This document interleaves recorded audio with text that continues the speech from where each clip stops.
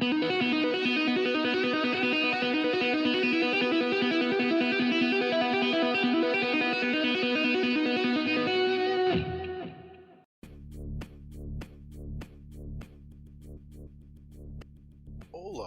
good morning, and welcome to another session of character modeling with me, Steve Moore, aka S'more. You can find me on ArtStation under S'more.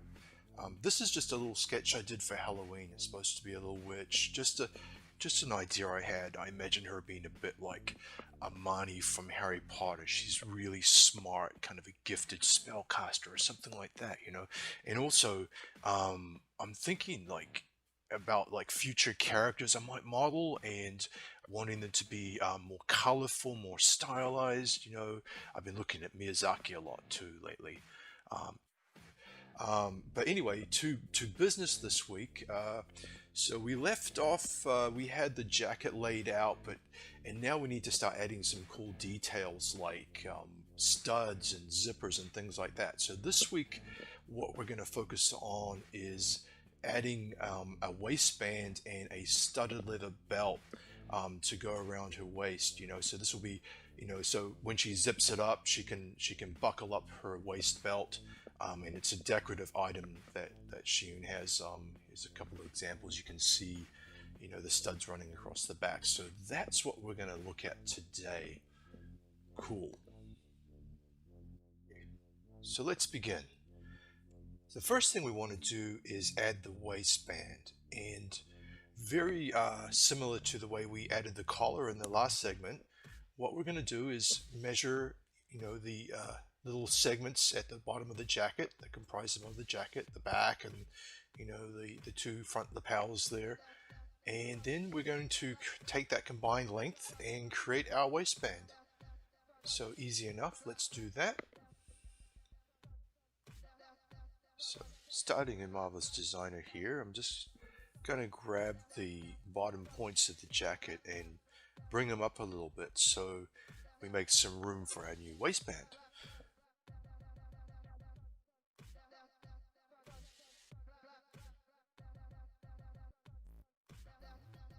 Okay, so now we're going to need to subdivide the top of the waistband into a number of segments to sew those into the jacket. So we need matching segments just like the collar from last session. The first point is easy. We'll uniform split the line so that we have our first point to stitch into the center point of the back of the jacket. From there, we just check the length of the next line segment, split line again, and notice the cool UI that Marvelous Designer has. The line segment 1 is colored yellow, it's highlighted yellow, so that makes it easy for me to figure out which one I need to enter values for. Okay, and we have one more split to do. So we click on that last line segment, split once again, enter our value, 82 and change. And the cool thing is, if you like math, the last segment should be equal to the remaining segment, if our math is right. And now we just have to repeat the process on the other side, which, you know, is self-explanatory. Alright, and now just to finish the waistband, we'll stitch it into the jacket. So we will grab our trusty segment sewing tool, stitch our waistband into the jacket, and Bob's your auntie. So next, now we get to create our belt. To add the belt, we're gonna create a piece of material that is at least as wide as the waistband, and we'll need a little extra material left and right to allow for a belt buckle and for the belt to loop through that buckle. So we'll create a strip, and we'll make that strip just a little narrower than the waistband itself. So it's going to stitch in like so. select the rectangle tool and draw out our belt. I just eyeballed this, you know, just could see, okay, it's at least as wide as the waistband, and imagine how much material you want for the buckle and the overlap of the strap. And full disclosure, at the time I recorded this, I neglected to leave material for the buckle, so my belt just has kind of extra material on one side for the belt to loop through.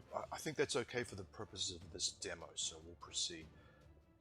Next, we're going to split that belt top and bottom into segments to sew into the waistband, and just make sure that you measure your segments so that they're the same length as the waistband, and you'll be fine.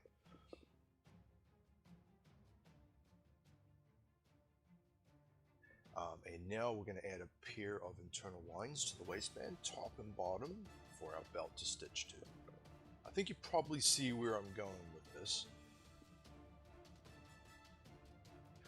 To gauge the distance between the internal lines, I overlaid the belt and basically eyeballed it again. It's okay if it isn't perfect. The lines do have a tendency to snap, but if it isn't perfect, that's kind of the real world anyway. So, you know, nothing's exactly precise. You'll get away with it in this case. Okay. So this is an easy stitch job. Just stitch the top and the bottom of the belt to the internal lines on the waistband.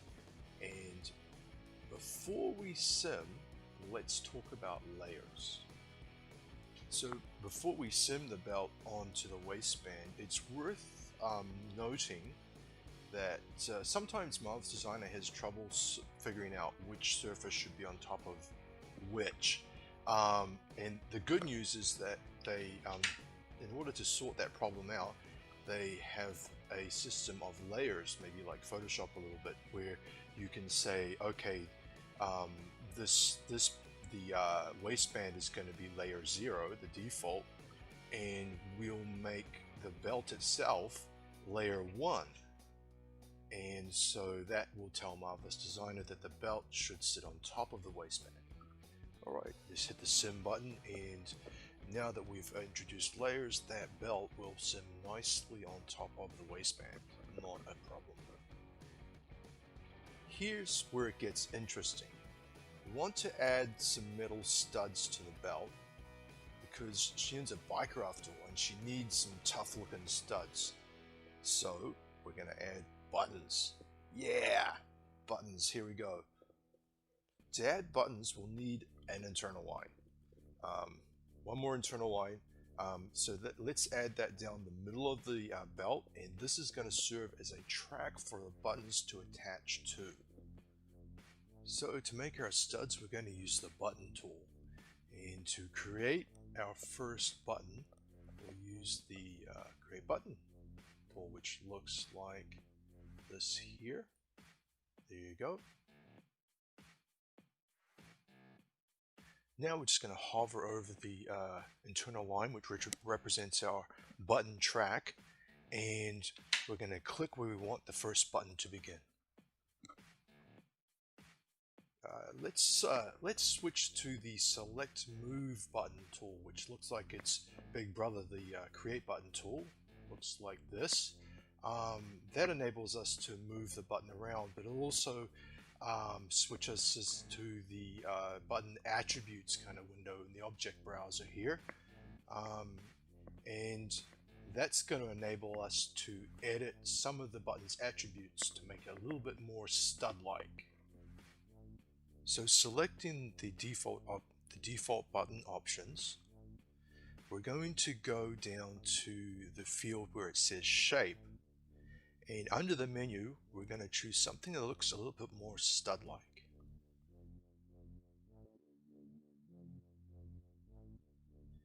There you go.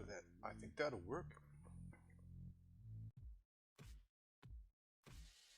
Our stud's a bit thin, so we can adjust the thickness under the Dimensions and Weight menu.